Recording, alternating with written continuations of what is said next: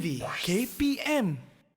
Hai, Assalamualaikum. Anda bersama dengan saya Afiq Syazwan dalam Road to Success SPM 2020. Baiklah, jadi anda semua macam mana? Ini kira orang kata dah pertengahan dah. Ada kira orang kata sangat-sangat akhir dah ni, dah hujung-hujung dah kan. Tinggal beberapa saja subjek elektif yang perlu anda jawab lagi. Mungkin bagi pelajar yang mengambil subjek elektif, mungkin akan rasa masih lagi ada debaran dalam jiwa, dalam hati anda semua. Tetapi bagi pelajar yang dah lepas subjek teras, mungkin rasa macam lega dah, merdeka dah kan. Baiklah, jadi hari ini kita nak buat pecutan akhir bagi subjek sains sukan. Inilah dia, macam semalam anda dah bersama dengan beberapa host dan juga pernah ada juga bersama dengan saya untuk subjek biologi, untuk subjek perniagaan. Jadi hari ini kita nak buat pecutan akhir bagi subjek sains sukan, dan siapakah guru jemputan kita pada hari ini nanti Afiq akan bagi tahu anda semua. Tapi sebelum tu, Afiq nak pesan kepada anda semua, kita masih lagi memerangi wabak penyakit COVID-19. Jadi kalau anda semua dah boleh ke mana-mana, lagi-lagi ada tu yang pelajar-pelajar yang dah boleh berjalan tu, seronok sangat dah boleh pergi makan kat luar. Tapi kena ingat, patuhi SOP. Walaupun dah seronok bersama dengan kawan-kawan, jangan lupa untuk gunakan hand sanitizer. Pelitup muka sentiasa guna. Kalau kat kedai makan nak makan, itu tak apa. Dan apa yang paling penting, scan MySejahtera kalau nak masuk di mana-mana tempat awam. Alright? Tembak suhu dulu, cek suhu. Untuk cek suhu ni, ini paling penting. Sebab kita tahu mungkin ada mereka yang terlupa. Tahu-tahu dah scan MySejahtera, terus je masuk. Jangan buat macam tu. Dan jaga jarak anda sekurang-kurangnya 1 meter bersama dengan individu yang lain, dan elakkan untuk bercakap dalam jarak yang dekat. Baiklah, tanpa buang masa, kita nak tahu siapakah guru jemputan kita pada hari ini untuk subjek sains sukan. Tanpa buang masa, jom kita saksikan profil guru melalui video yang telah kami sediakan ini. Jom!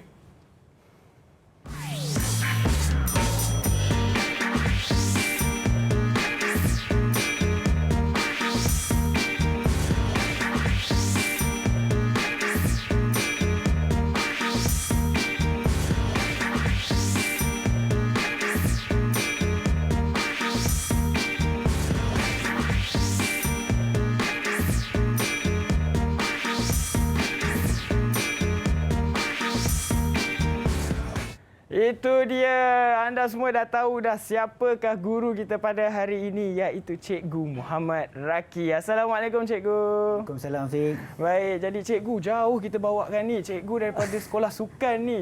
Cikgu daripada sekolah mana? Sekolah SMK Mutiara Impian, Sekolah Sukan Geri Pulau Pinang. Ya, itu dia. Baiklah. Sebelum kita mulakan latih tubi kita pada hari ini, Cikgu sebenarnya subjek elektif sains sukan ni sebenarnya adalah peluang untuk pelajar-pelajar skor A, ataupun sebenarnya mungkin mereka ni, kadang-kadang ada yang rasa macam target lulus je lah. Macam mana? Target lulus tu yang saya tak berapa berkenan tu. Baik. Afiq cakap tadi memang skor A tu memang sangat-sangat pelajar perlu skor A. Yeah. Yang pertama sebab sains sukan ni dia ada kerja khusus, Afiq.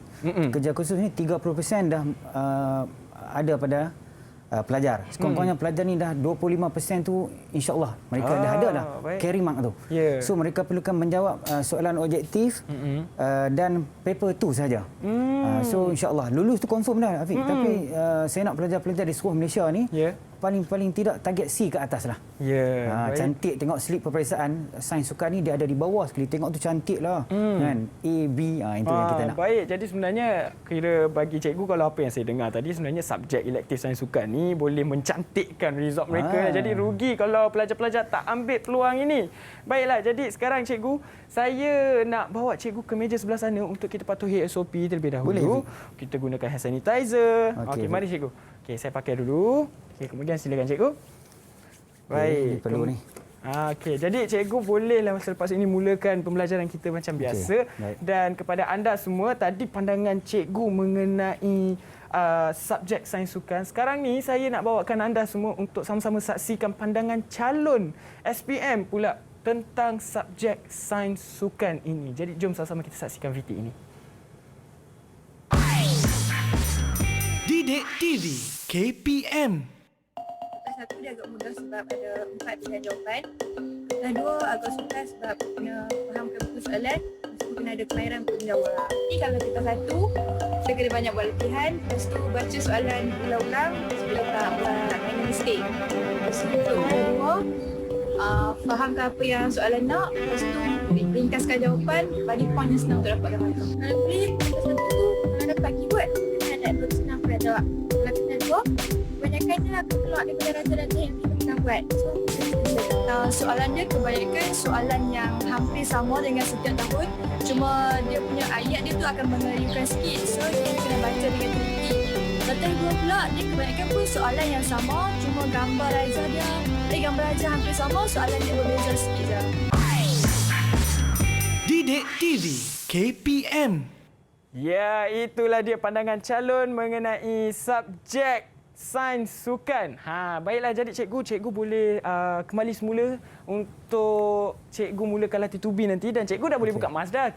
Kita dah jarak jauh dah sebenarnya cikgu. Terima kasih.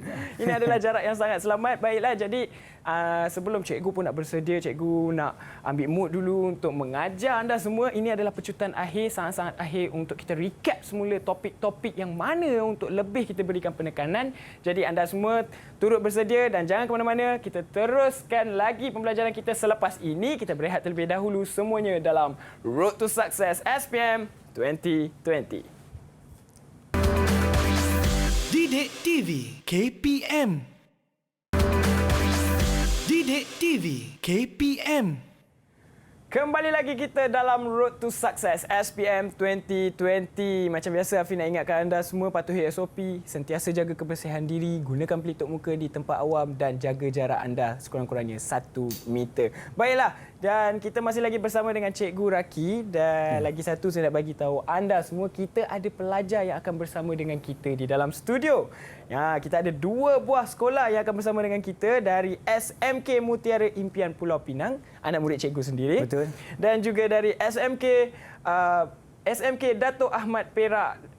Mari kita lihat wajah-wajah mereka. Manakah mereka? Assalamualaikum semua, selamat petang. Dah makan? Waalaikumsalam. Waalaikumsalam. Ya. Baiklah. Kalau dah makan mesti dah bersemangat kan? Okey, jadi sila perkenalkan diri anda seorang demi seorang, bermula dengan Isma. Hai, nama saya Muhammad Isma Hakimi bin Ismail Syamsuri. Okey, seterusnya. Okey, siapa? Saya. Hai, nama saya Wendy Chin. Siti binti Muhammad Arif Chin. Okey.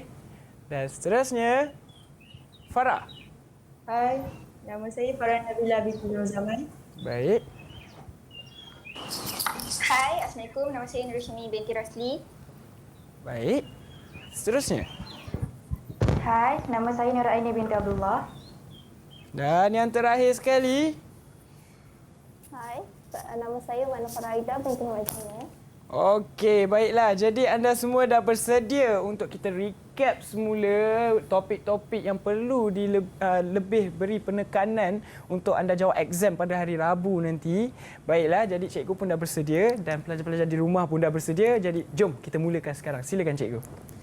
Assalamualaikum pelajar-pelajar yang ada di rumah dan di seluruh Malaysia sekarang ni. Baik, untuk sekarang ni saya akan fokuskan kepada bidang 1 hingga ke bidang 3, iaitu di tingkatan 4. Okey? Baik.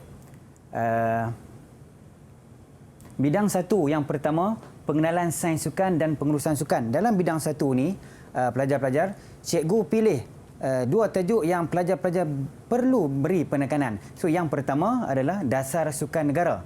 Dasar sukan negara terbahagi kepada 2, iaitu sukan untuk semua dan sukan prestasi tinggi. Baik, pelajar-pelajar, letak dalam kepala apa tu sukan untuk semua? Letak dalam kepala untuk semua golongan. Nampak ni cikgu tanda sini? Semua golongan. Tua, muda, lelaki, perempuan boleh terlibat dalam sukan ni. Okey? Bagi sukan prestasi tinggi pula, pelajar-pelajar ingat letak dalam kepala atlet. So, kata kunci atlet maknanya atlet berprestasi tinggi. Okey, sukan yang dia ceburi adalah peringkat tertinggi seperti MSSM, Sukma, Sukansi dan lagi tinggilah. Baik, cikgu ulang balik Senang saja nak ingat sukan untuk semua golongan boleh terlibat untuk kesihatan dan kesejahteraan. Tetapi kalau untuk sukan berprestasi tinggi, pelajar ingat atlet. Okey, atlet yang bertanding pada peringkat tertinggi. Baik, ingat tu lah. Seterusnya pelajar. Okey, dalam bidang 1 ni juga, pelajar topik yang pelajar perlu kuasai adalah sistem pertandingan. Sistem pertandingan ni ada 2. Okey, yang pertama sistem kalah mati dan sistem liga. Kita tengok satu persatu dulu iaitu sistem kalah mati. Pelajar kena faham apa itu kelebihan, kelemahan dan ciri-ciri. Begitu juga dengan kiraan jumlah perlawanan. Okey, kita pergi dulu ke kelebihan. Kelebihan sistem kalah mati, jimat masa, jimat wang. Okey. Bilangan perlawanan sedikit, format pertandingan mudah difahami. Okey, bila ada kelebihan, ada juga kelemahan dia. Apa tu kelemahan dia? Peserta kalah sekali terus tersingkir. Maknanya Afiq, dia kalah sekali terus dia balik lah. Tak boleh buat apalah. Kan? Okey, tidak dapat mempamerkan bakat. Dah balik awal, macam mana nak pamerkan bakat dia? Baik. Ciri-ciri sistem kalah mati ni pula, masa pertandingan dia singkat, setengah hari, 1 hari, peruntukan kewangan terhad. Sikit, okey, tak banyak duit lah. Betul. Bilangan penyertaan dia banyak. Baik, perkara yang sangat penting untuk pelajar tahu juga adalah kiraan jumlah perlawanan. N tolak 1. N ni pelajar merujuk kepada jumlah peserta ataupun jumlah pasukan. Contohnya, jumlah pasukan 10. 10 tolak 1, 9. Jadi, 9 perlawanan. Okey, pelajar juga kena faham bagaimana nak mengkiraan bye. Apa tu bye? Bukan bye-bye. Baik, bye ni adalah pasukan yang akan terus bertanding ke pusingan yang kedua. Baik. Gandaan 2, 4, 8, 16, 32, 64 tolak dengan jumlah peserta. Contohnya, pasukan ada 10 yang akan bertanding. Berapakah bilangan pasukan yang akan mendapat bye? Jadi 10 kita letak di sinilah. 16 tolak dengan 10. So, berapa? Peserta berapa bye? 6 bye. Betul? 6. Okey, terima kasih. 6 bye. Okey. 6 bye. Seterusnya. Tadi sistem kalah mati, sekarang ni sistem liga. Sama juga. Ciri-ciri, ada kelebihan, kelemahan dan ciri-ciri. Baik, kelebihan sistem liga ni memilih pemenang yang mutlak. Pemenang yang sebenar lah. Betul-betul hebat pemenang tu. Jadual perlawanan disusun awal.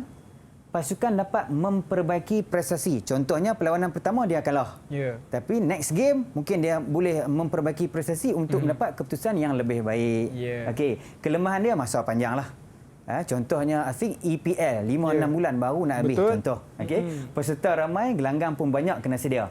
Ciri-ciri sistem liga ni pula, perlawanan dengan pasukan lain diketahui awal. Jadi susunan jadual tu dah ada dah Afiq. Jadi kita tahu dah kita nak lawan next game tu dengan siapa. Dengan siapa. Okey. Bilangan perlawanan bergantung pada penyertaan dalam kumpulan dan kedudukan dalam kumpulan berdasarkan pungutan mata. Okey, ni pelajar kena kuasai ini ni. Kiraan jumlah perlawanan. Tadi kalah mati senangnya N tolak 1 je. Tetapi kalau liga, N dalam kurungan N tolak 1 bahagi 2. Contoh, bilangan peserta ataupun pasukan 5. Okey, 5 tolak 1, 4. 4 darab 5, 20, bahagilah dengan 2, jadi 10 perlawanan. Okey, baik. Yang seterusnya, cikgu dalam bidang ni cikgu nak sediakan. Okey, pelajar-pelajar ni standby lah. Standby apa cikgu nak tanya ni. Okey, kalau keluar soalan yang ada gambar, pelajar jangan kalut lagi. Kaji gambar ni. Itu tip daripada cikgu. Jangan terus baca soalan kira nak jawab je. Rugi tu. Tengok gambar ni, okey. Gambar ni kita boleh tengok apa kita nak kaji, kita tengok siapa yang ada dalam ni. Mula-mula tu pertandingan apa ni? Afiq agak ni apa dia ni Afiq? Ini memang sukan untuk semua lah. Maksudnya larian. Larian macam larian amal, larian merdeka. Baik, sini ada perempuan, ada lelaki, ada kanak-kanak, okey. Orang tua ni sebelah dia ni, bapak dia ni, kan. Semua terlibat. Okey. Okey, cikgu nak tanya Farah. Farah ready Farah?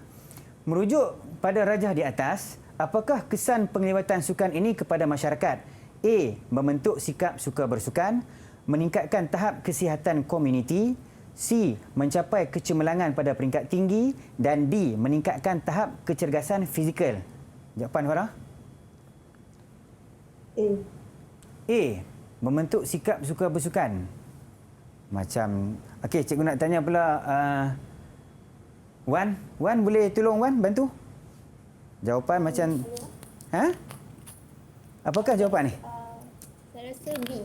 B Okey, kita tengok jawapan dia. B. So Farah, Check Okey, one betul lah tu. Okey. It's okey Farhan. Sekali saya tanya lagi, betulkan prestasi. Baik, seterusnya tadi ada soalan objektif, ini adalah soalan struktur berkenaan dengan sistem pertandingan. Okey. Rajah A menunjukkan jadual pertandingan bola sepak peringkat daerah. Sebelum cikgu tanya kepada siapa tu? Okey, Nurul Ain kepada Nurul Ain. Sebelum cikgu tanya soalan, cikgu nak terangkan sikit kata tugas. Kata tugas di sini nyatakan. Okey. Bila nyatakan, kehendak soalan mohon nyatakan. Jadi pelajar jawab dengan ringkas dan padat. Bahasa cikgu straight to the point. Yeah. Tak payah panjang lebar, tak payah panjang-panjang lah. Straight to the point. Macam point form. Okey. Baik. Kita cuba siapa Nurul cikgu? Ain, Nurul Ain. Nurul Ain nyatakan ni. sistem pertandingan yang digunakan dalam pertandingan itu. Sistem liga. Sistem liga. Yang lain setuju ke? Yang lain setuju ke? Sistem liga. Okey, Wendy Cik dia macam geleng kepala tu. Kalau mati.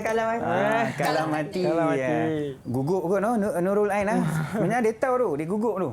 Okey. Sistem kalah mati. Okey, nyatakan dua kebaikan ataupun kelebihan menggunakan sistem DA. Saya nak pergi pelang Nurul Ain. Naikkan semangat balik. Dua kebaikan menggunakan sistem DA. Kebaikan dia. Tadi saya terang ada 3. Apa bagusnya guna sistem pertandingan kalah mati ni? Siapa nak jawab? Makan masa. Menyematkan masa, betul? Nanti kita tengok dulu. Jawab lagi. Dia nak 2 markah, bagi 2 poin. Lagi. Okey, siapa nak jawab? Tambah lagi. Okay, siapa nak bantu Nurul Ain Okey, ni? Mimi? Menjimatkan kos. Menyematkan kos. Okey, kita tengoklah jawapan. Menyematkan masa ada tadi Nurul Ain jawab. Okey, satu lagi. Kalau Mimi cakap tadi menyematkan kos pun boleh. Okey. Cuma jawapan saya di sini format pertandingan mudah difahami. Boleh je pun. Okey. Baik, soalan terakhir juga kata tugas nyatakan straight to the point. Nyatakan 2 pasukan pilihan ataupun seeded dalam pertandingan itu. Sebelum cikgu tanya, sebelum cikgu suruh kamu jawab, seeded ni adalah Afiq pasukan pilihan. Biasanya kita akan ambil Johan dan Naib Johan tu lepas. Okey, bila dia bertanding ke edisi sekarang, so dia adalah pasukan pilihan. Okey. Apa jawapan dia? Okey, lah ni siapa angkat boleh jawab ni? Yang mana satu pasukan pilihan?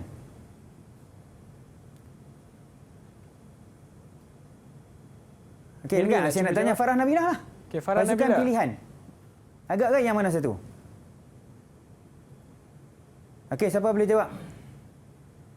Saya. Ya. A dengan yang bawah sekali tu H ah. A dengan H. Okey.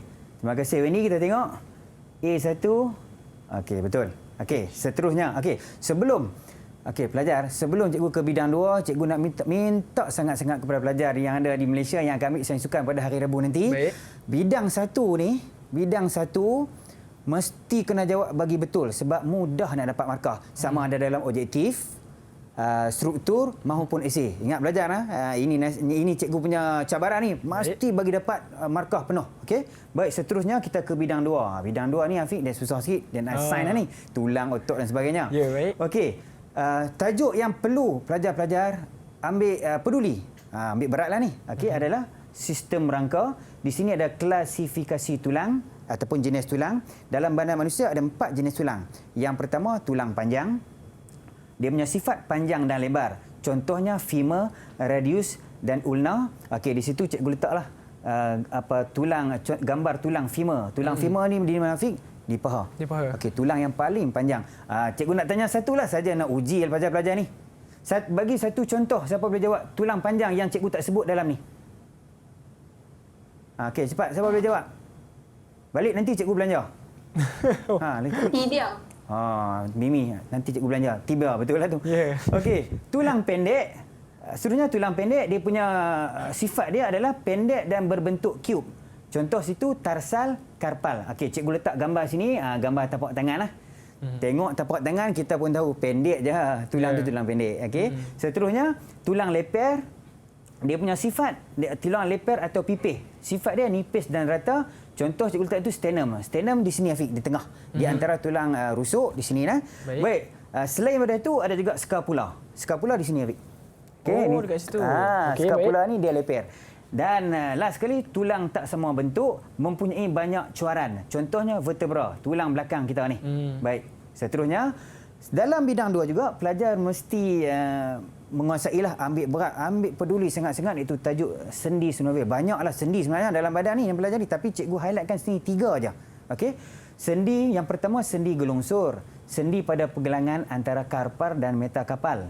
Lokasi lain tarsal, metatarsal. Kalau karpal, metakarpal jari. Kalau jari kat tangan ni, kalau tarsal, metatarsal jari kaki. Okey, ini gambar ni. Di sini lah ni. Okey, sendi dia tu. Macam mana nak ingat sendi gelongsor macam inilah kadang-kadang Afiq kita letupkan jari kita kan.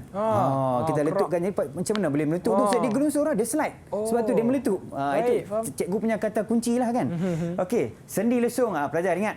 Pelajar di Malaysia yang pernah tengok siaran ni ingat sendi lesung sendi yang sangat popular lah dalam subjek saya suka ni. Okey. Sendi pada bahagian bahu antara skapula dan humerus, lokasi lain pelvis, jenis pergerakan putaran atau rotasi. Ni putar ni. Afiq tengok di sini nampak macam batu lesung. Afiq pernah tengok batu lesung? Lesung batu. Nampak macam itulah sendi lesung tu nama dia tu. Sempena. Sebab tu nama dia sempena nama tu. Sempena nama dia tu. Baik. Okey, sendi ensel macam ensel pintu pula Afiq. Ensel pintu dia satu arah saja. Sendi pada bahagian siku antara humerus dan ulna, lokasi lain lutut. Pergerakan satu arah saja. Ni cikgu letak ni apa siku, ini lutut. Lutut. Okey, baik. Okey, soalan struktur. Cikgu nak di sini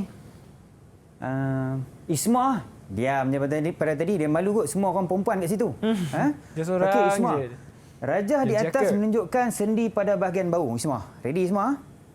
Soalan struktur. Okey, tadi cikgu terangkan kata tugas nyatakan.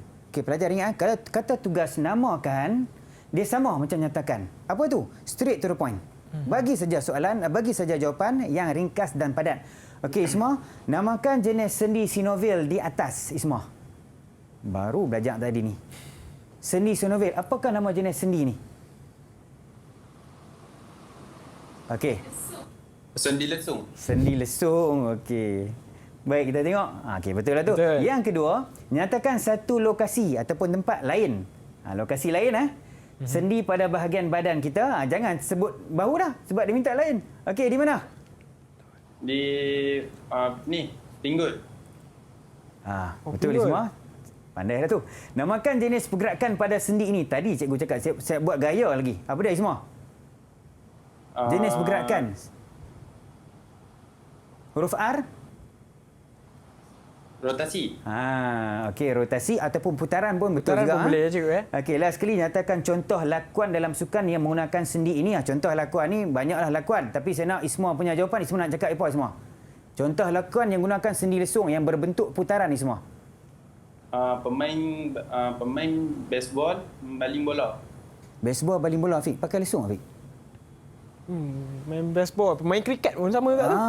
Pitching dalam kriket. pitching, yes. Boleh. Okey, dia pakai sendi lesung. Okey, tapi jawapan cikgu di sini servis dalam tenis. Okey, jawapan Isma boleh diterima. Yang ni jawapan cikgu lah. Servis dalam badminton. Banyak-banyak. Servis tak boleh. Badminton tak boleh. Badminton tak boleh. Badminton dia tak pakai ni. Dia pakai, wrist. pergelangan ni. Dia pakai pergelangan wrist. tangan, betul. Okey. Baik, seterusnya bidang 2 juga pelajar-pelajar kena kuasai berkenaan dengan fungsi otot rangka. Okey. Fungsi otot rangka terbagi pada 4, menghasilkan pergerakan, mengawal postur, menstabilkan sendi dan menjana haba. Baik. Namun, penguncupan ototlah topik yang sangat-sangat pelajar kena ambil tahu. Okey, penguncupan otot terbahagi kepada 2, isometrik dan isotonik. Isometrik ni tidak mengubah bentuk fiber otot memanjang atau memendek. Okey, tidak melibatkan pergerakan sendi semasa penguncupan otot, statik. Pelajar, dalam kepala letak statik, isometrik, tak bergerak. Contoh situ menolak dinding. Kita tolak dinding Afiq, dinding tak bergerak. Kita pun tak bergerak, tapi otot kita menguncup. Otot kita keras pada waktu tu. Itu dipanggil isometrik. Yang kedua, isotonik. Lawan daripada isometrik tadi lah. Ini tak bergerak, so ini bergerak, menyebabkan perubahan pada panjang otot dan berlakunya pergerakan. Okey. Tetapi isotonik ni pelajar ada 2. Pelajar kena ingat. Okey. Yang pertama konsentrik, melibatkan pemendekan otot. Otot jadi pendek. Contoh siku bengkok semasa aksi push up dalam keadaan turun. Cikgu tulis tu bicep. Kita push up, kita tekan tu push up. Ya, betul. Dalam keadaan kita rendah di bawah tu, bicep kita tengah bengkok. Okey. Okey, faham. Pelajar, cikgu nak bagi tip macam manalah nak ingat konsentrik tu pendek. Afiq tahu tak satu perkataan kontot? Ya, faham. Kontot tu apa, Afiq? Kontot tu pendek. Kontot tu pendek. Ya. Jadi konsentrik, kontot. Boleh ke pelajar? Boleh, boleh. Ingat Senang itu ingat. kata kunci ya. Konsentrik, kontot. Pendek. Okey. Okey. Isentrik pula melibatkan pemanjangan otot. Jadi dia terbaliklah. Ya. Okey, contoh tangan dalam keadaan lurus dalam aksi menaik semasa push up. Apabila kita turun tadi, konsentrik, bila kita naik panjang. pemanjang, iaitu isentrik. Okey. Kata kunci ingatlah, isometrik, statik, isotonik, bergerak. Okey, konsentrik, otot memendek. Kontot, ingat konsentrik memendek dan isentrik otot memanjang. Baik. Seterusnya, dalam bab otot tu juga pelajar mesti menguasai iaitu jenis-jenis tindakan otot rangka. Ada 3 jenis tindakan otot rangka. Belajar ingat Ada agonis, antagonis, sinergis. Agonis tu apa? Otot penggerak utama. Okey. Antagonis, tindakan berlawanan. Pergerakan berlawanan. Pelajar ingat macam inilah. Antagonis kaitkan dengan perkataan anti. Anti kan dia selalu lawanan kan? Anti lah lawan. Ingat dia berlawanan. Dan last sekali sinergis, otot sokongan. Okey, di sini cikgu letak okey. Afiq selalu PG kan? Betul. Aktiviti apa ni Afiq? Aktiviti apa? Mengangkat dumbbell dalam bahasa Inggeris kita panggil apa Afiq? Mengangkat dumbbell. Apa nama dia? Saya tolong jawab. Bicep curl. Bicep Okay, curl, bila ya. kita angkat ni kita panggil bicep curl. Okey, dalam keadaan bicep curl ni kita nak improve kita punya bicep lah. Betul. Baik. Cikgu nak tanya di sini Nurul Ain lah. Nurul Ain. Sebelum cikgu tanya apakah tindakan otot X, cikgu nak tanya dulu. Otot X ni nama apa Nurul Ain? Otot X nama apa? Tadi duk sebut banyak tadi. Otot X nama apa? Bicep. Pandai. Bicep. Okey, apakah jawapan Ain? Pada aktiviti bicep curl, otot bicep ni bertindak sebagai apa? Agonis ke, antagonis ke, sinergis? Dia adalah otot penggerak. Dia adalah di tengah buat kerja ni. Agak-agak di mana jawapan kamu? Jawab je. Salah, kita belajar. Ya. Don't worry. Antagonis. Antagonis. Berlawanan, anti. Okey, kita tengok jawapan dia. Salah lah jawapan dia. Agonis sebab kita angkat ni otot bicep yang menguncup. Ya, jadi betul. dia adalah otot penggerak utama. Okey, seterusnya cikgu nak tanya dekat Wan lah. Wan. Otot Y ni nama apa? Nama tadi dia buat otot bicep belakang dia ni. Dia set juga. Tricep, pandai. Okey, apakah jawapan dia? Apakah jenis tindakan otot ni semasa aksi? Dia antagonis. Pandai. Betul lah tu. Dah lah sekali cikgu tak perlu terang lah. Dan tentulah jawapan dia sinergis. Cuma cikgu nak tanyalah pelajar-pelajar yang ada dengan cikgu ni. Otot ni nama apa? Lengan kita yang cucuk BCG itulah. Otot ni nama apa? Cepat. Siapa boleh jawab? Tawaran buka ni nak belajar Mimi, ni. Isma. Otot ni yang dekat lengan kita ni. Okay, what? Deltoid. Pandai Wan, deltoid. Nanti balik cikgu singgah lenggung, cikgu belanja. Baik. Okey. Untuk pelajar yang ada semua yang tengok siaran ni, ingat kalau ditanya tentang nama otot, pesanan cikgu pastikan ejaan tu betul. Pastikan ejaan tu betul. Contohnya kalau disebut bicep, B-I-S-E-T, patutnya P. Bunyi macam nak betul bicep. Tapi salah, rugi. Kamu dah boleh jawab dah. Tapi kamu satu huruf kamu salah. Pastikan ejaan kamu betul. Baik, seterusnya. Tajuk yang seterusnya adalah kawal atur sistem tubuh manusia. Sistem saraf ni terbagi pada saraf pusat dan saraf periferi. Saraf pusat ni ada otak dan saraf tunjang. Saraf periferi ada autonomi dan somatik. Okey. Tapi dalam topik ni pelajar mesti cekap nak elaboratekan yang mana satu fungsi sistem saraf. Baik, kita tengok fungsi sistem saraf. Tengok gambar yang pertama ni. Okey, gambar yang pertama ni pemain softball ni dalam keadaan bersedia dalam nak memukul. Okey, pada waktu ni menerima dan menterjemah rangsangan. Penerimaan rangsangan menerusi reseptor dan tukar ke impuls sensori. Okey, baru bersedia. Contohnya Afiq, saya nak pukul bola, Afiq ada di sana. Afiq baru nak baling. Okey. Pada waktu ni menerima dan menerima rangsangan. Baik pelajar, gambar yang kedua. Okey, pelajar tengok gambar betul-betul. Nampak tak bola ni? Bola tengah on the way, kan? Tengah travel ke arah pemukul. sama ada tinggi, rendah, dia sedang melihat bola itu datang ke arah dia. Okey, pada waktu ni mengintegrasi rangsangan yang diterima. Okey, mengintegrasi rangsangan yang diterima, proses integrasi impuls sensori dengan impuls motor yang berlaku di otak. Okey, akhir sekali bila bola tu dah sampai, dia akan pukul. Dia akan terus membuat pukulan, mencetus pergerakan motor. Senang ingat macam inilah. Motor kan bergerak, naik motor bergerak. Ingatlah kalau motor ni dah bergeraklah, okey, menghasilkan pergerakan setelah menterjemah rangsangan. Okey. Kita tengok soalan esei. Tadi cikgu dah bagi objektif, cikgu dah bagi struktur, kita tengok esei. Baik. Soalan ni cikgu nak okey, Mimi. Standby ya Mimi ya. Rajah 12.1 dan rajah 12.2 menunjukkan aksi seorang pemukul dalam keadaan bersedia melakukan pukulan dan ketika melakukan pukulan dalam permainan softball. Okey, rajah 12.1 bersedia melakukan pukulan. Rajah 12.2 melakukan pukulan dah. Okey, Mimi ya. Jelaskan dua mekanisme pemprosesan saraf yang berlaku pada situasi pemukul dalam keadaan sedia dan seterusnya ketika melakukan pukulan. Pelajar, tengok part markah. Bila menjawab soalan esei, kena tengok peruntukan markah yang diberikan. Jangan kira nak jawab terus ya. Tengok dulu markah dia minta 4, so kita bagi. 12.1 ada satu fakta, ada huraian. 12.2 pun sama. Okey Mimi, jawablah fakta dan huraian untuk 12.1 Mimi.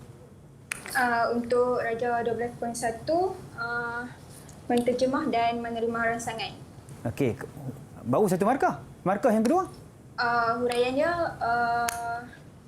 penerimaan rangsangan, menerusi pergerakan reseptor dan ditukarkan ke impuls sensori. Okey, kita tengok. Menerima, okey. Mimi dapat 2 markah dah kat situ. Sini 1, 1. Okey. Mimi, untuk mendapatkan markah yang seterusnya Mimi, untuk rajah 12.2 apa dia Mimi? Fakta? Mencetuskan pergerakan motor. Okey, apakah huraian tu?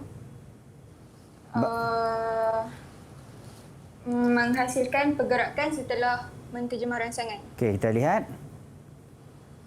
So Mimi, 4 markah dapat. Wah, tahniah. Untung tu. Boleh A+ 4 markah ni. dah dapat. Okey, memang A+ ni. Yeah. Okey, tetapi Afiq, dalam soalan dalam jawab soalan betul nanti, tak payahlah tulis benda ni. Ini saja cikgu letak tu supaya kamu nampak fakta tu yang mana, huraian tu yang mana. Okey, seterusnya. Baik. Seterusnya cikgu, kita ada 10 minit lagi cikgu untuk cikgu terangkan keseluruhannya. Okey. Silakan. Sistem endokrina, pelajar mesti mengingat. Mengingat di mana kelenjar-kelenjar itu pituitari ada tumbuh saran, ada hormon yang dinamakan tumbuh saran. Tiroid pula ada tiroksin. Adrenal ada adrenalina dan pankreas ada insulin. Pelajar kena ingat fungsi ni. Tak payah ingat banyak-banyak. Satu kelenjar satu je. Okey. Selain daripada itu, pelajar mesti mengingat di mana kedudukan kelenjar itu. Baik. A, pituitari. Okey, ni cikgu bagi tahu siap-siap ni. Kalau B apa? Pelajar? Thyroid. Okey. X. Adrenal. Adrenal. Hai, kamu ni salah Pankreas. tu. Label kena betul. Okey. Seterusnya, ke sistem kardiorespiratory iaitu bab jantung.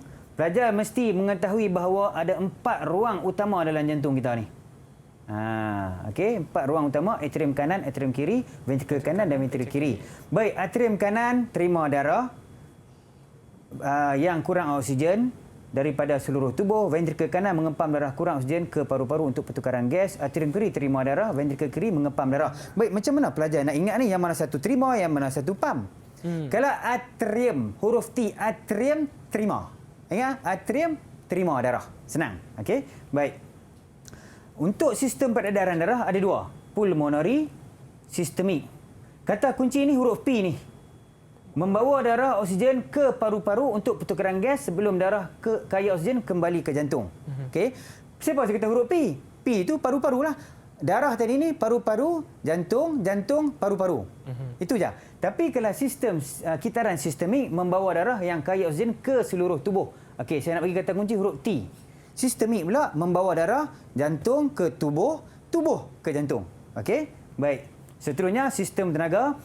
Dalam sistem tenaga ni pelajar, kamu mesti menguasai ciri-ciri umum sistem tenaga. Okey.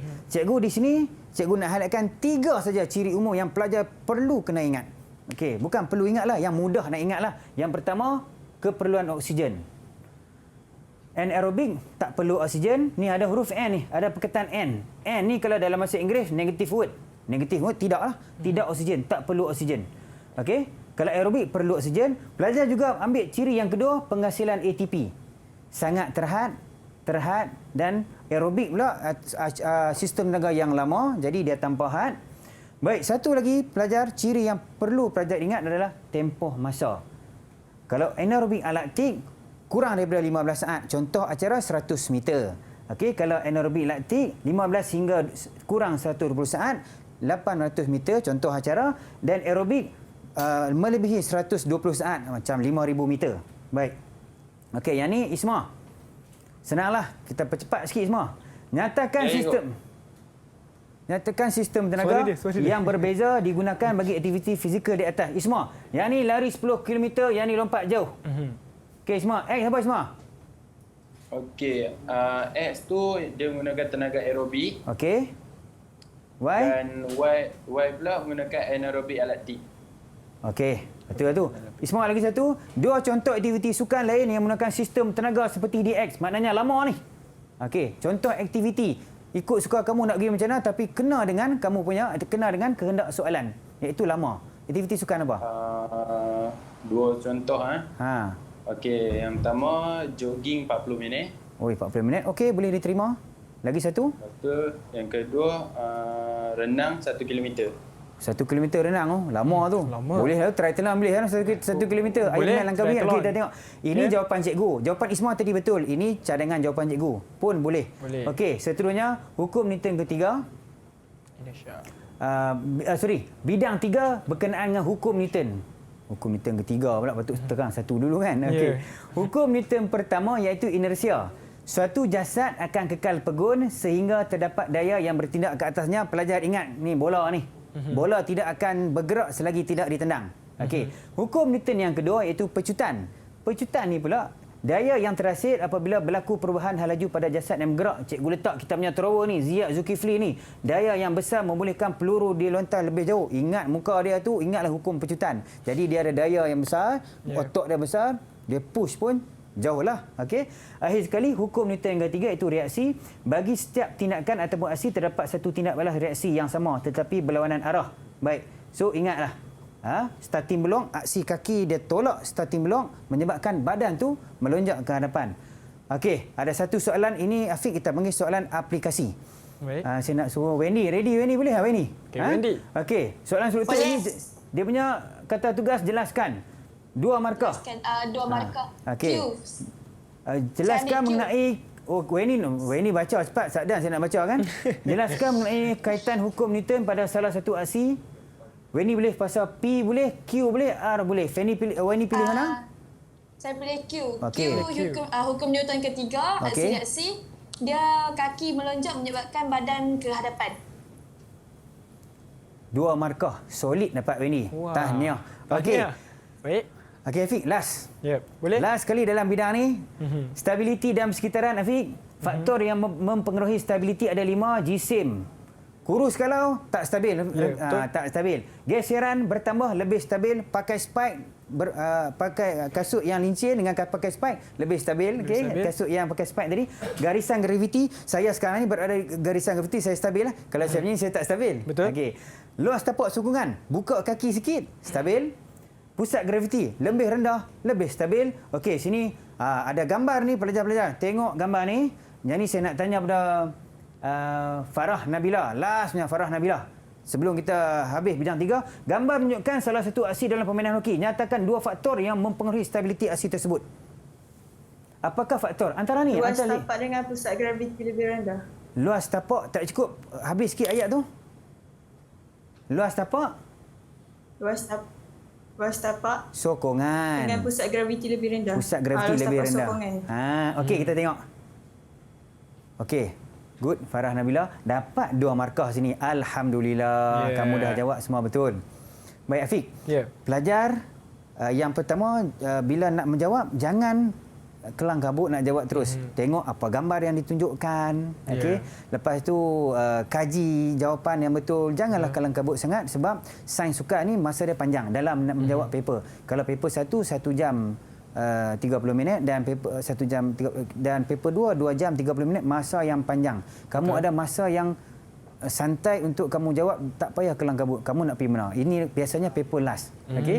Paper last, tunggulah kawan-kawan. Okey. So daripada saya ucapkan selamat berjaya jaya. Pastikan ni 6 orang yang ada kat sini pastikan A. Saya cabar A, nanti dapat keputusan cari cikgu. Cikgu nak bagi hadiah. Okey? Okey. Baik.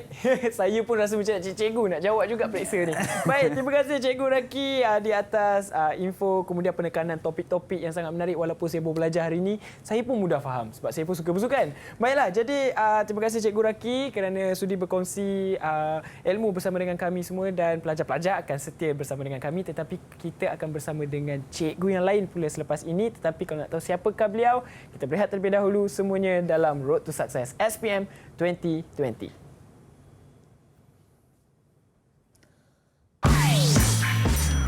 Didik TV KPM. Subjek sains sukan ini merupakan salah satu subjek yang amat menyeronokkan. Dengan adanya subjek ini, saya dapat mempelajari banyak ilmu tentang sukan. Topik-topik yang diajarkan dalam subjek ini juga tidaklah begitu sukar. Ditambah pula dengan cikgu yang mengajarnya sangat best.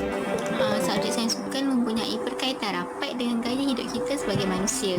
Tapi kita masih lagi perlukan minat yang mendalam serta pemahaman yang tinggi untuk skor dalam subjek sains sukan ni.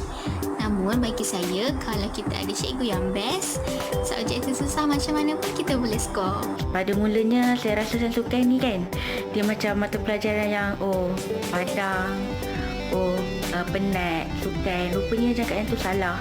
Sains sukan ni merupakan mata pelajaran sains yang diaplikasikan dalam sukan yang kita gunakan dalam kehidupan seharian kita.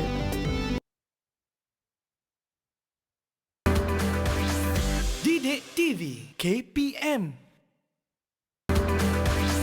Didik TV KPM. Ya, kembali lagi kita dalam Road to Success SPM 2020. Jadi macam tadi kita dah fokus untuk topik-topik yang ada dalam tingkatan 4 dan kali ini kita akan bersama dengan guru lain pula. Tanpa buang masa, kita pun nak tahu siapakah gurunya. Mari kita sama-sama saksikan profil guru melalui VT yang telah kami sediakan ini. Jom.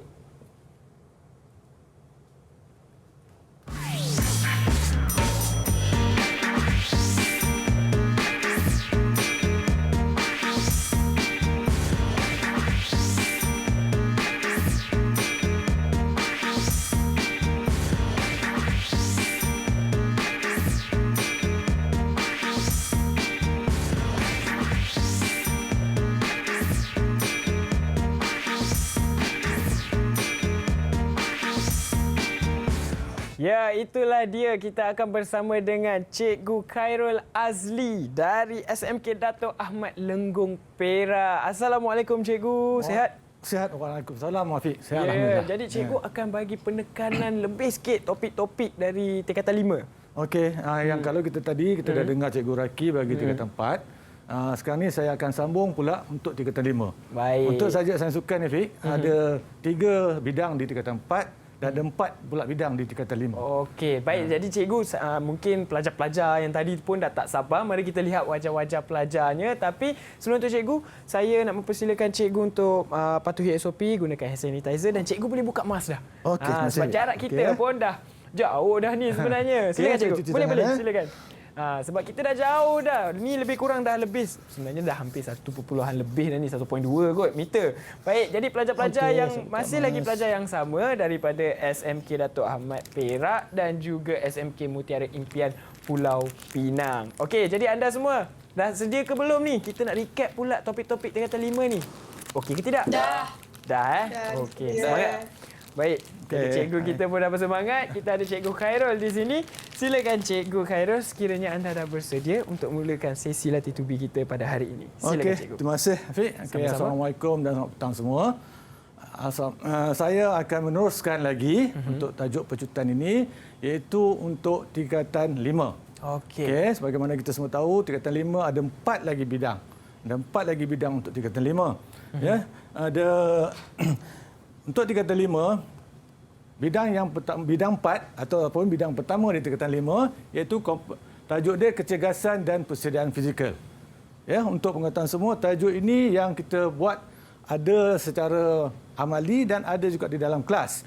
Jadi untuk ini yang paling penting saya tak ambil semua sebab ini dah pecutan ya Fik kan? Ya, betul. Saya tak ambil semua. Jadi saya ambil topik-topik yang dianggap famous topik jelah. Ya. Baik. Okey, jadi untuk tingkatan 4 ini bidang 4 ini komponen kecergasan fizikal merupakan satu yang topik yang selalulah favorite lah. Okey, kita nak kena tengok dulu komponen kecergasan fizikal ni ada 2, iaitu berdasarkan kesihatan dan berdasarkan lakuan motor.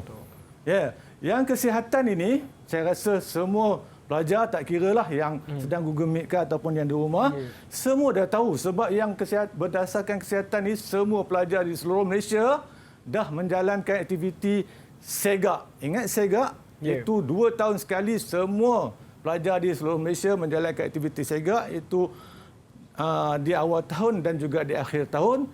Dan aktiviti segak tu tujuan dia ialah untuk menguji komponen-komponen kecergasan berdasarkan kesihatan. Okey, manakala lagi satu ini adalah komponen-komponen berdasarkan lakuan motor.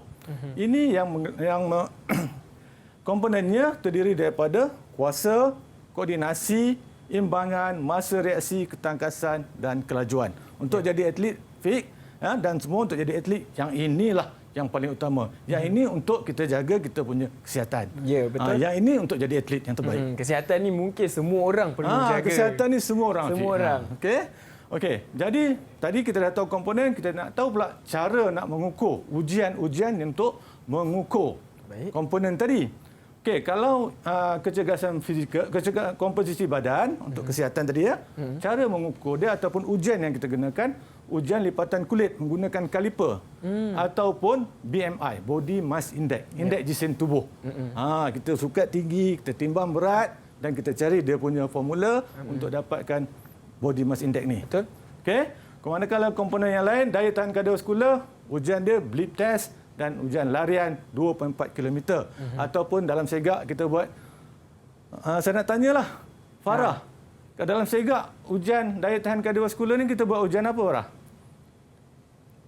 Segak yang belajar di tingkatan yang buat di semasa subjek PJ, siapa tahu?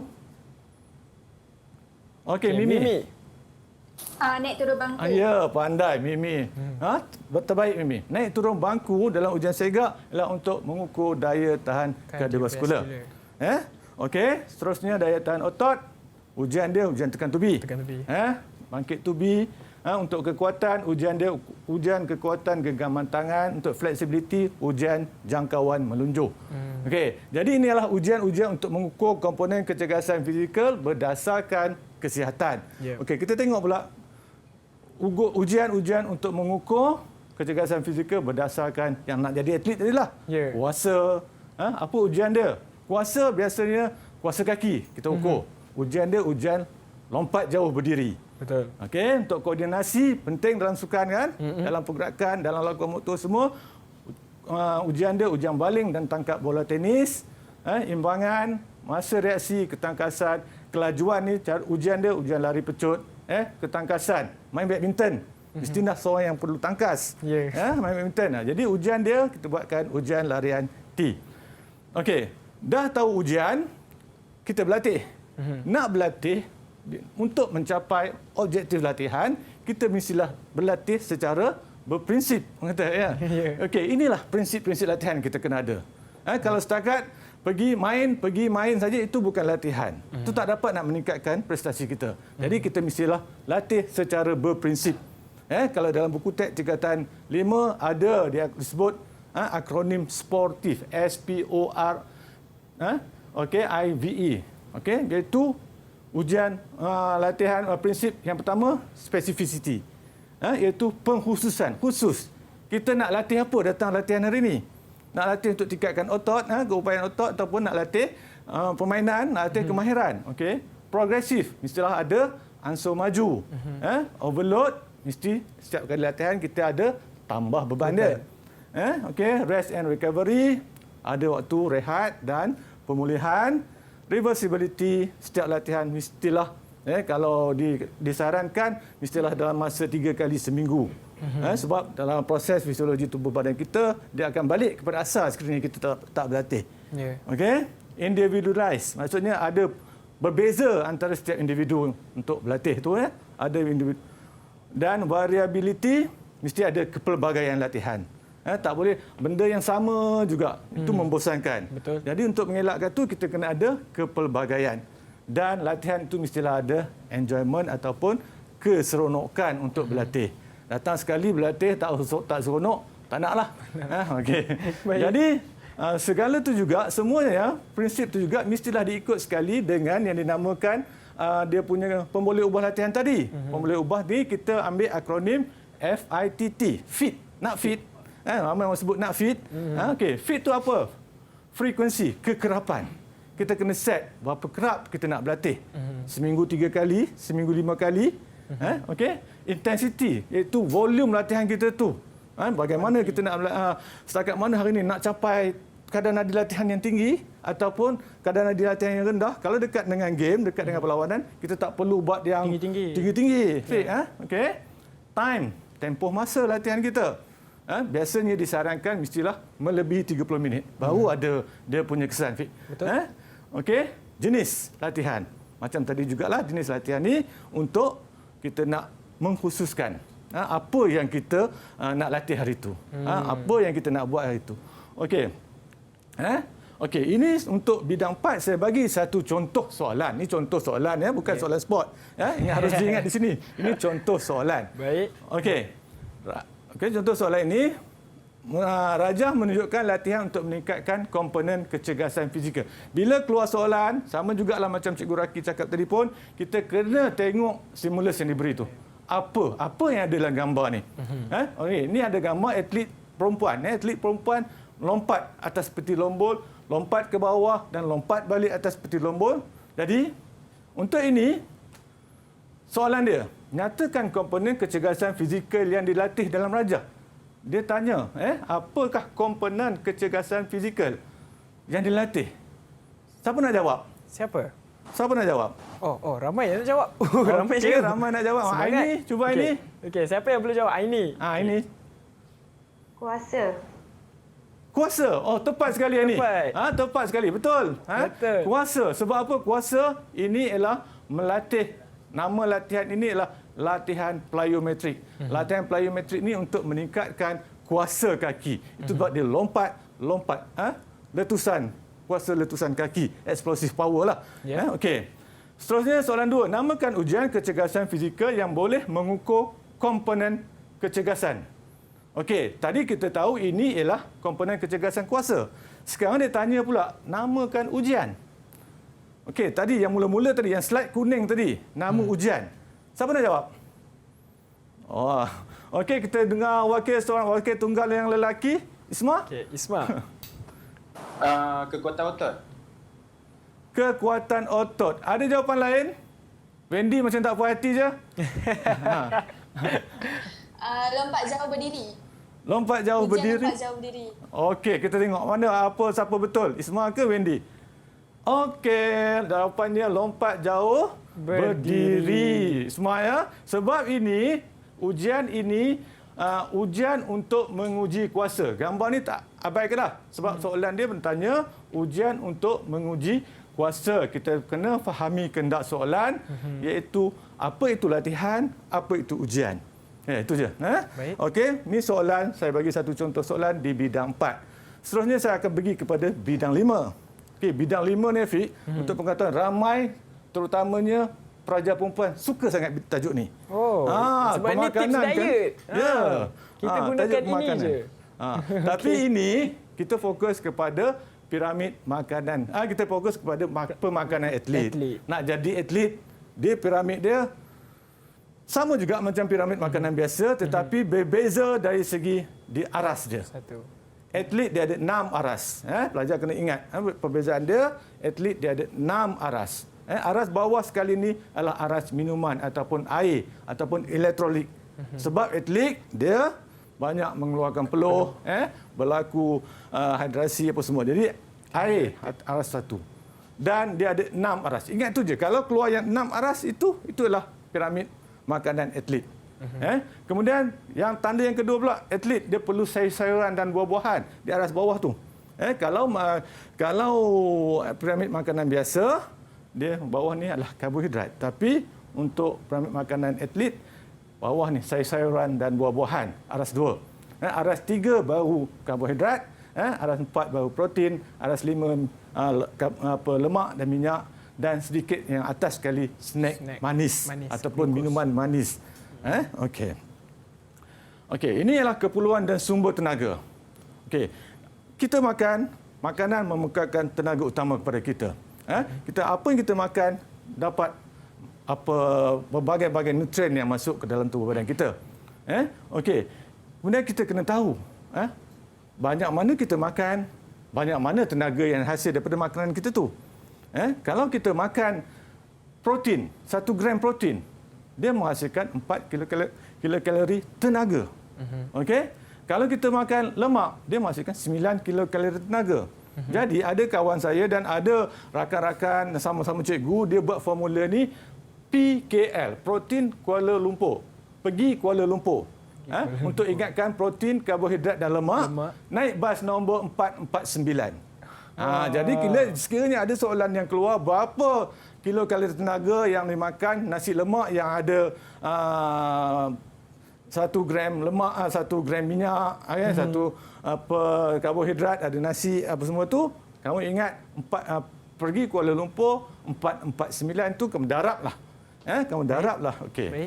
Okey, jadi dalam tajuk ni juga kita kena tahu sumber makanan, sumber tenaga ada daripada 2, iaitu exogenous dan juga endogenous. Okey. Exo ni bermaksud tenaga daripada pengambilan makanan dan minuman daripada dulu. Manakala endo bermaksud simpanan tenaga yang terhasil dari tubuh kita sendiri. Ingat, endo dalam tubuh, exo luar daripada makanan. Okey, contohnya tenaga yang paling kuat adalah tenaga macam yang tingkatan 4 tadi dah belajar, itu tenaga yang paling kuat adalah tenaga anaerobik alaktik. Anaerobik alaktik ni Fik dan semua ialah satu tenaga yang mempunyai tenaga yang kuat. Kita manusia tenaga yang paling kuat adalah anaerobik alaktik, tetapi tak banyak, sedikit saja. Sebabnya sumber dia ialah fosfokreatin. Fosfokreatin tu ialah daripada yang pengambilan ni daripada ni endogenis dalam tubuh. Okey. Itu sebablah fosfokreatin ni satu tenaga yang kuat. Sebab dia daripada badan kita. Siapa yang mempunyai otot yang besar, siapa yang dia ada banyaklah fosfokreatin. Okey. Baik. Seterusnya, menjadi atlet, strategi pemakanan sukan kita kena tahu. Okey. Ada strateginya, bukan main dia ada strategi, bukan game dia ada strategi. Okey. Makan pun kena ada strategi juga. Makan pun kena ada strategi juga. Sukan yang melibatkan kuasa dan kelajuan. Kita tengok untuk acara apa ni? Ramai menong yang tengok, saya nak tanya pula. Sukan yang melibatkan kuasa dan kelajuan ni, apa contoh sukan? Wan Farah, boleh tak? Ataupun siapa bagi satu contoh sukan yang melibatkan kuasa dan kelajuan ni? Wan? Ya, saya. Sukan yang melibatkan kuasa dan kelajuan ni, apa sukannya? Satu acara sukan. Larian. Okey, larian. Betul. Larian 100 meter. Dia melibatkan kelajuan, kuasa. Masa yang dalam masa macam kalau antarabangsa tu dalam 9 hingga 10 saat saja. Jadi kuasa dan kelajuan kena ada pada pelari tersebut. Jadi apa yang dia kena ambil banyak? Protein. Protein ya. Sebab protein dapat meningkatkan saiz dan kekuatan otot. Okey.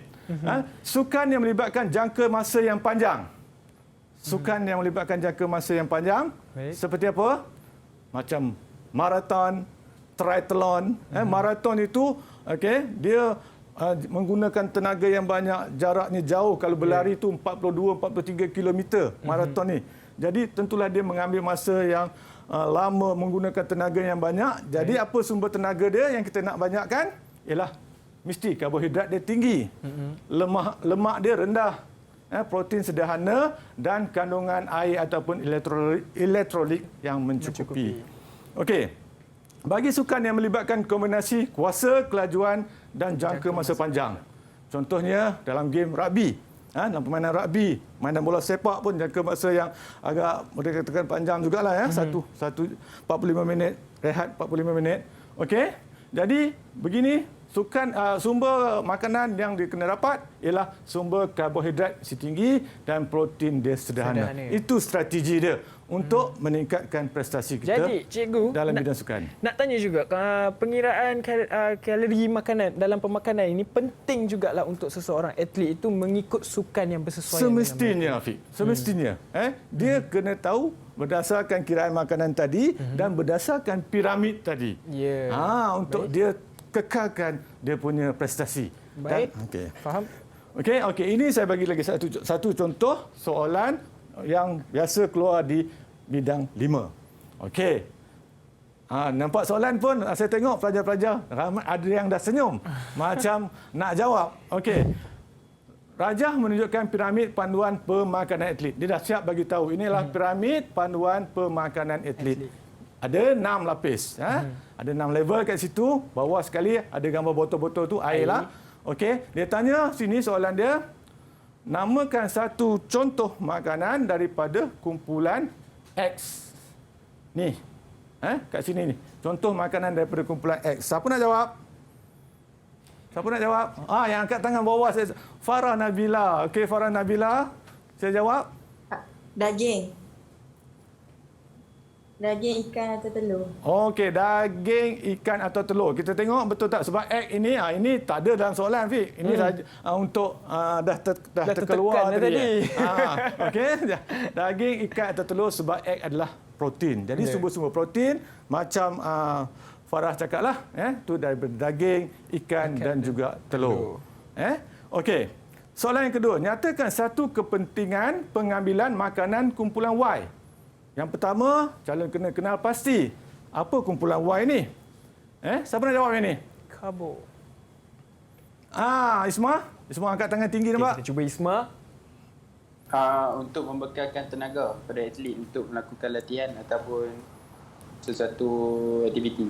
Okey, kita tengok Akbar kata untuk membekalkan tenaga. Ya. Isma.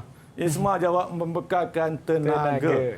So, satu markah. Confirm Isma dapat. Ya, sebab ini adalah karbohidrat kan daripada bijirin dan juga makanan-makanan yang membekalkan tenaga. Okey, ini contoh soalan di bidang 5. Seterusnya saya pergi ke bidang 6. Bidang 6 ini dalam sukan bukan saja fizikal. Kita juga kena ada tahu tadi makanan. Yang ini dari segi mental pula. Itu dia nama bidang ini minta asas psikologi dalam sukan. Kita kena kuat juga mental ketika kita bersukan. Okey. Dia banyak tajuk, tapi saya ambil tajuk ini dan beberapa tajuk saja. Okey. Tajuk keagresifan dalam sukan.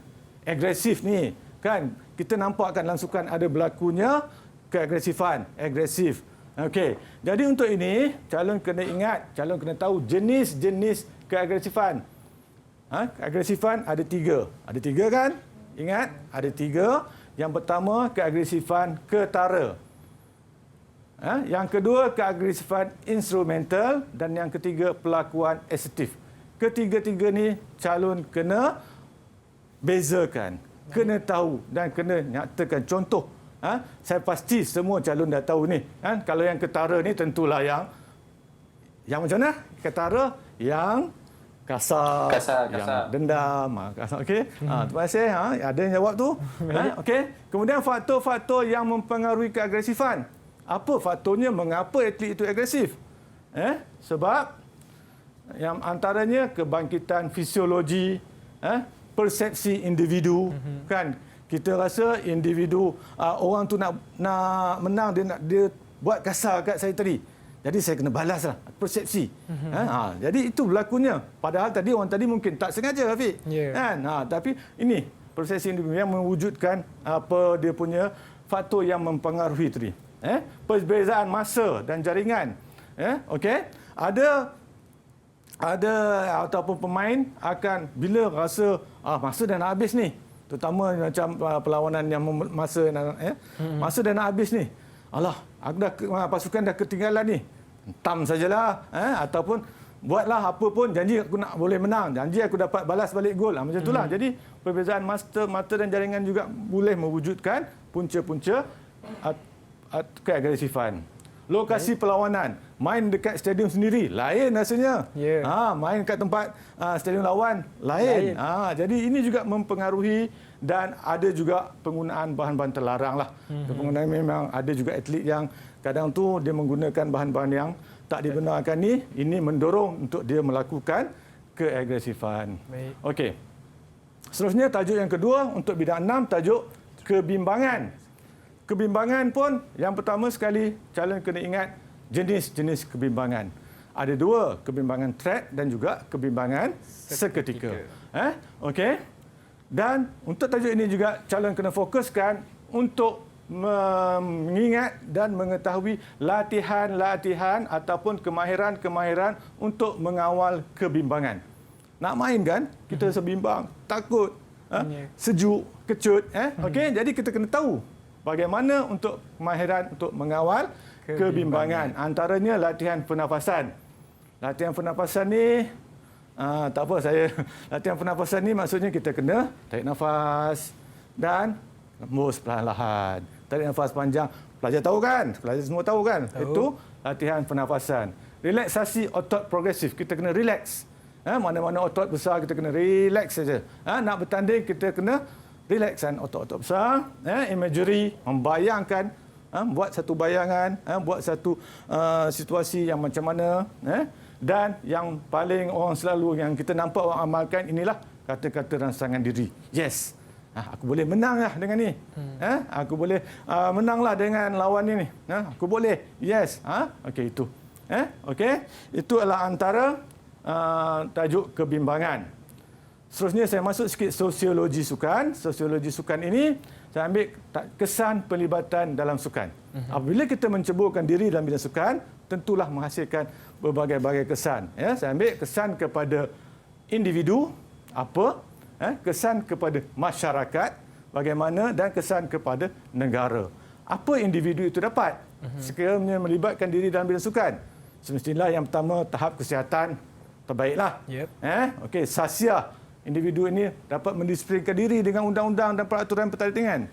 Dapat menjaga dia punya jadual. Kalau sebelum ni tidur pukul 4 pagi, bangun pukul 11 malam. Tapi dengan bersukan, dia rasa itu satu yang tak baik. Jadi dia akan mendisiplinkan diri dia, masa yang tepat, apa semua tu. Dan orang sukan macam Afiq lah, selalu pergi gym. Image memang terbaik. Image memang terbaik lah kan. Ini adalah antara kesan pelibatan individu dalam bidang sukan. Dalam masyarakat pula, okey, perpaduan. Kita ada masyarakat yang berbilang kaum, ada Cina, India, Melayu, Kadazan semua. Jadi dengan bersukan dapat mewujudkan perpaduan. Senang je nak ingat, sukan perpaduan. Untuk masyarakat perpaduan. Masyarakat mewujudkan gaya hidup sihat. Sekarang kita tengok ramai orang dah berbasikal, berbasikal, orang jogging. Okey, itu semua gaya hidup sihat. Okey, memupuk integrasi hubungan antara negeri, hubungan antara berbilang kaum, berbilang bangsa. Semangat kekitaan. Orang bersukan ni biasanya memang tak lari dah semangat kekitaan ni. Dia memang bestnya. Tengok orang naik basikal kan, dia akan tolong kalau nampak apa-apa. Okey. Negara. Apakah kesan pelibatan negara sekiranya terlibat dengan sukan? Sosial, dari segi sosialnya. Ekonomi dapat ditingkatkan. Politik. Contohnya kalau sukan C contohnya. Sukan C diwujudkan untuk pelibatan negara-negara ASEAN. 10 negara ASEAN join sukan ni. Okey, jadi di situlah merapatkan kerjasama. Meningkatkan hubungan politik antara semua negara. Okey, jadi itu antara kesan pelibatan dalam bidang sukan kepada individu, masyarakat dan juga negara. Okey, saya bagi satu contoh soalan dalam bidang 6. Okey, contohnya soalan ini. Rajah menunjukkan satu aksi pemain melakukan tackle dari arah belakang pemain pihak lawan. Macam tadi juga, sekiranya tengok ada soalan, ada gambar, ada kenyataan ini, stimulus ni, kena perhatikan betul-betul. Tackle daripada belakang. Dah beritahu gambar pun nampak tu tackle kat peha tu. Okey, pemain A. Masa pertandingan 4 petang, penonton 40,000 orang, pasukan A ketinggalan 0-1. Ini dah pasukan ketinggalan. Pasukan B bermain di stadium sendiri. Okey. Jadi soalan dia, jelaskan satu sebab kenapa perlakuan pemain A dikategorikan sebagai keagresifan ketara. Jelaskan satu sebab. Okey, siapa nak jawab? Siapa nak jawab? Oh, Mimi. Lagi orang lain lagi nak jawab. Okey, Mimi, cuba Mimi jawab, Mimi.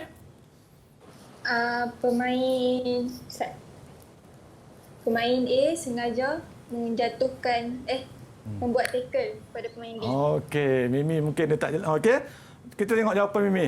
Pemain A sengaja menjatuhkan ataupun membuat bentesan ke atas pemain B. Sengaja ini.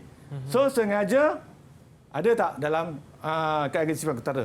Confirm ada. Okey, dendam. Kita tak tahulah dendam ni dalam hati. Untuk kepuasan hati pun.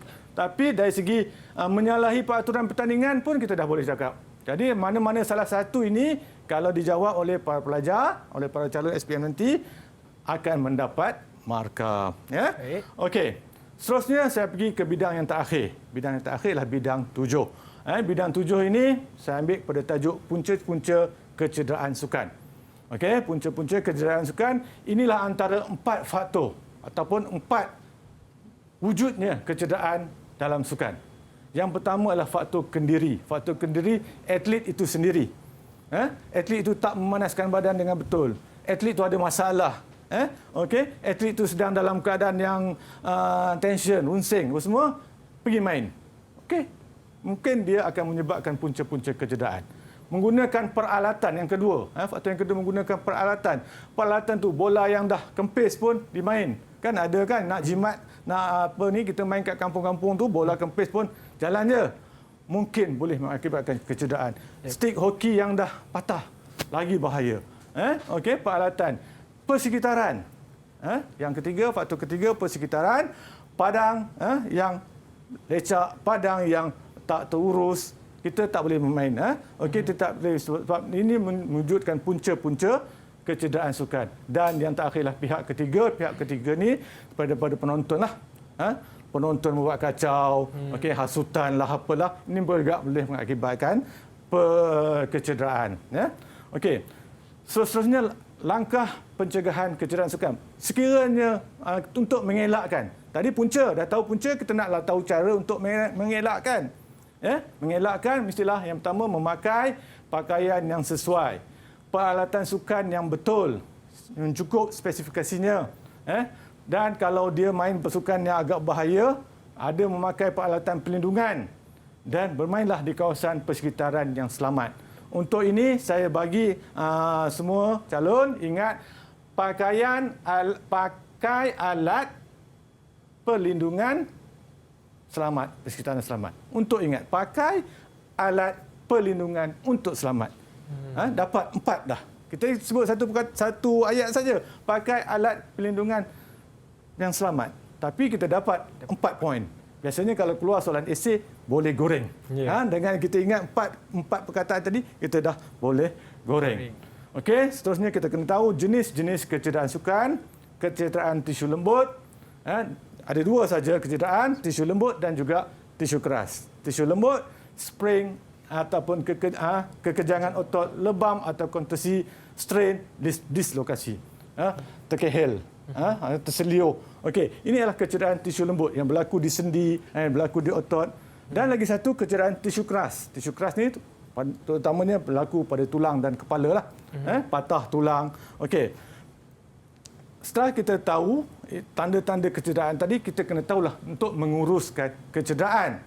Okey, kalau ini saya tahu cara bagaimana nak menguruskan kecederaan. Kita tengok rakan kita cedera kat tengah padang.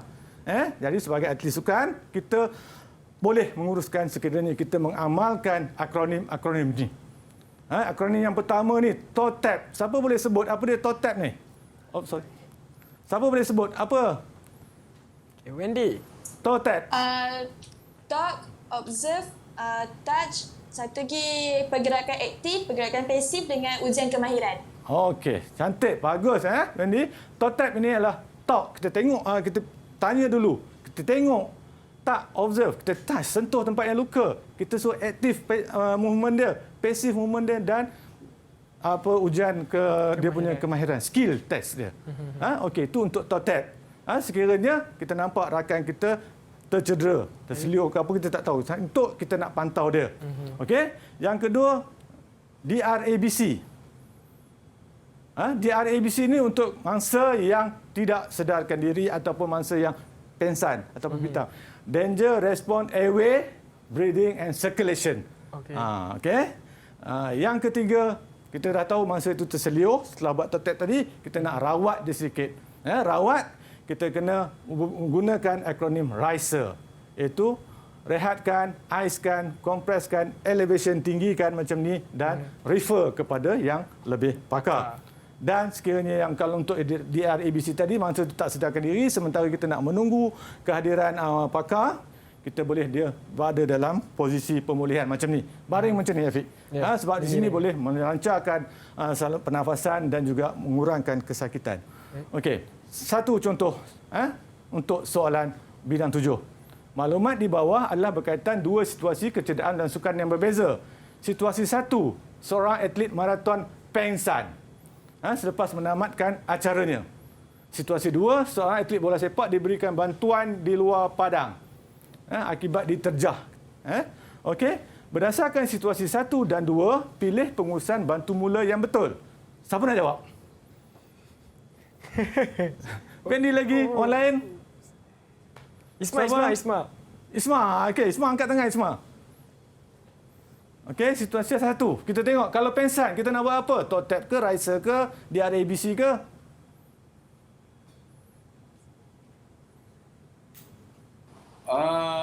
Dr. ABC dengan TOTEP.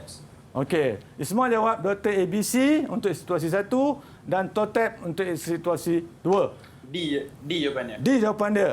Okey, kita tengok jawapan yang saya dah sediakan. Jawapannya ialah sebenarnya jawapannya ialah C.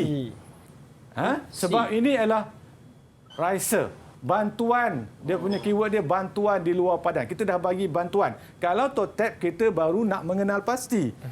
Dia sakit ke, dia terseliur ke apa. Jadi itulah contoh soalan di bidang 7. Okey. Jadi